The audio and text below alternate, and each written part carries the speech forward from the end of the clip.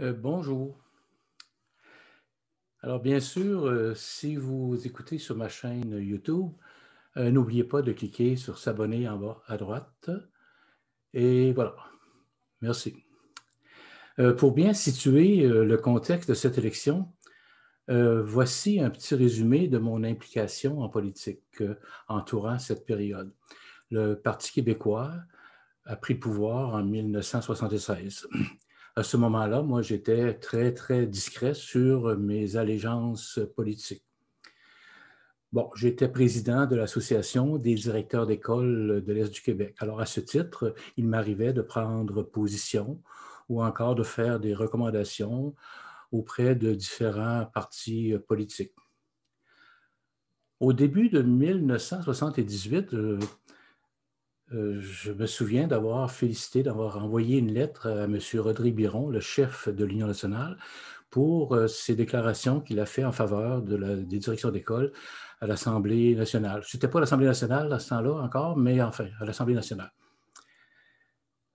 Alors, bien sûr qu'il a sauté sur l'occasion et il me téléphone, lui-même téléphone et m'invite à le rencontrer à son bureau. Alors, j'arrive à l'Assemblée nationale, j'arrive au bureau à Québec. Monsieur Biron, c'est un grand monsieur, élégant.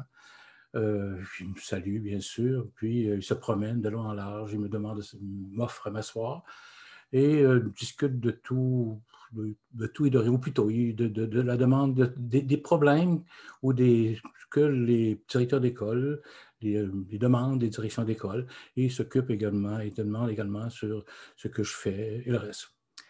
Alors, ça n'a pas pris de temps, au bout de quelques minutes, tout simplement, il me dit qu'il aimerait bien que je sois élu à l'exécutif national du parti pour représenter l'Est du Québec. C'était un poste qui était vacant. Alors, il dit qu'on communiquerait avec moi un peu plus tard. Alors, voici quelques semaines plus tard, je reçois un téléphone de M. Moreau.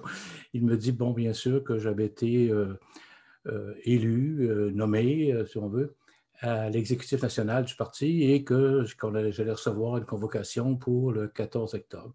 Alors, le 14 octobre 1978, c'était ma première réunion comme membre de l'exécutif de l'Union nationale. Puis, il y a eu le référendum en mai 1980. Alors, quelques mois avant le référendum, M. Biron avait posé un ultimatum à l'exécutif national. En fait, pour lui, c'était clair pour lui qu'il avait opté pour oui à la question référendaire.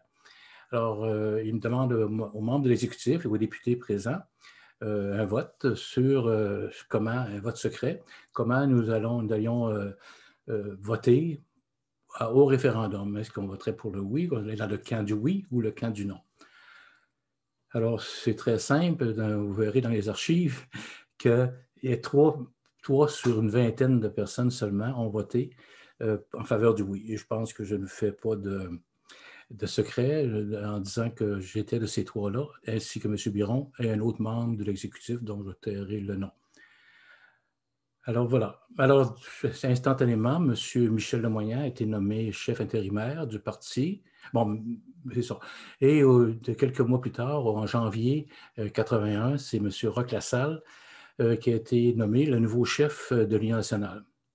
Et en mars, le 12 mars, M. le Premier ministre, René Lévesque, déclare les élections pour le 13 avril.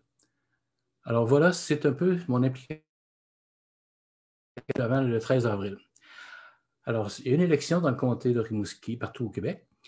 Alors, moi, bien sûr que j'étais sollicité par le parti, par des amis aussi, parce que j'avais été très impliqué au cours des dernières années dans le recrutement des membres et tout ça. Alors, on me demande, et effectivement, après quelques réflexions auprès des membres de ma famille, je plonge dans l'arène politique.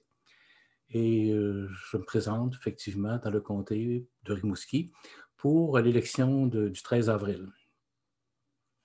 Alors, il faut faire vite. J'obtiens un congé sans solde de la commission scolaire.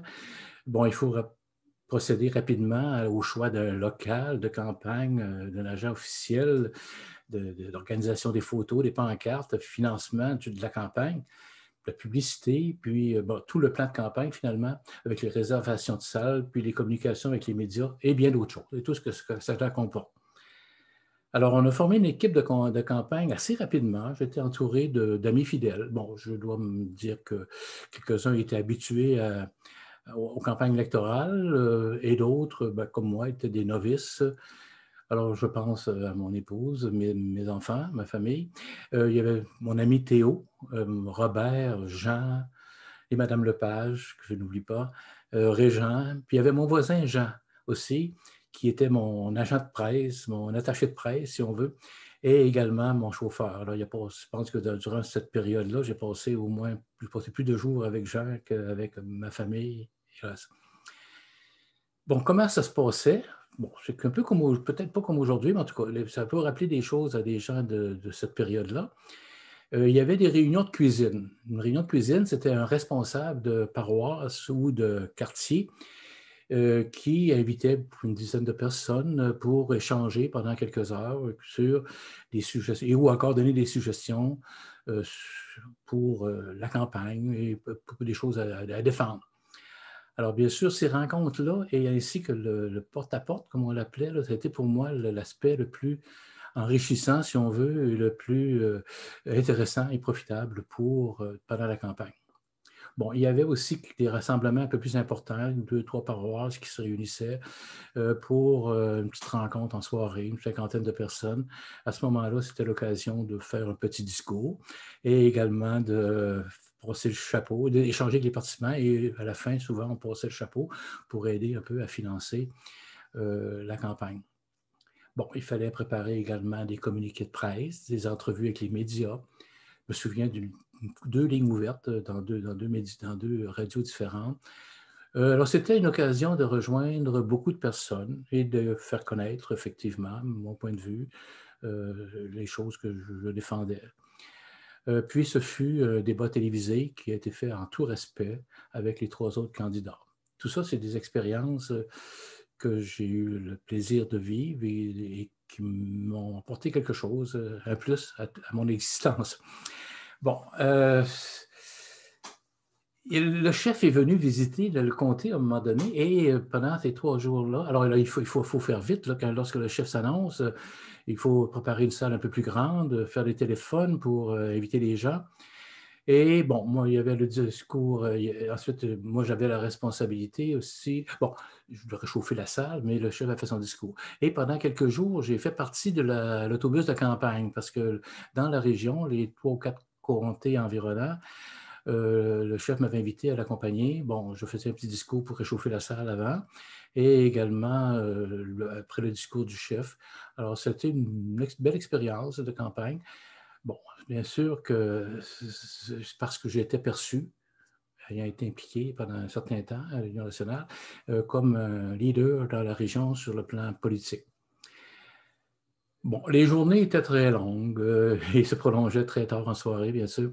Alors, il m'arrivait de visiter le local de campagne tous les jours pour encourager et remercier les bénévoles qui venaient faire des téléphones et autres services au parti.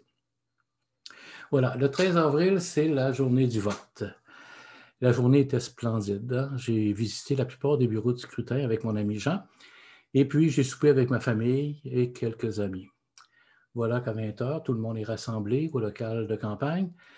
Et au bout de quelques minutes, au bout de 15-20 minutes, le réseau TVA, bon, c'était pas TVA, c'était Télémétropole, je crois, annonce que l'Union nationale est en avance dans à peu près la plupart des comtés.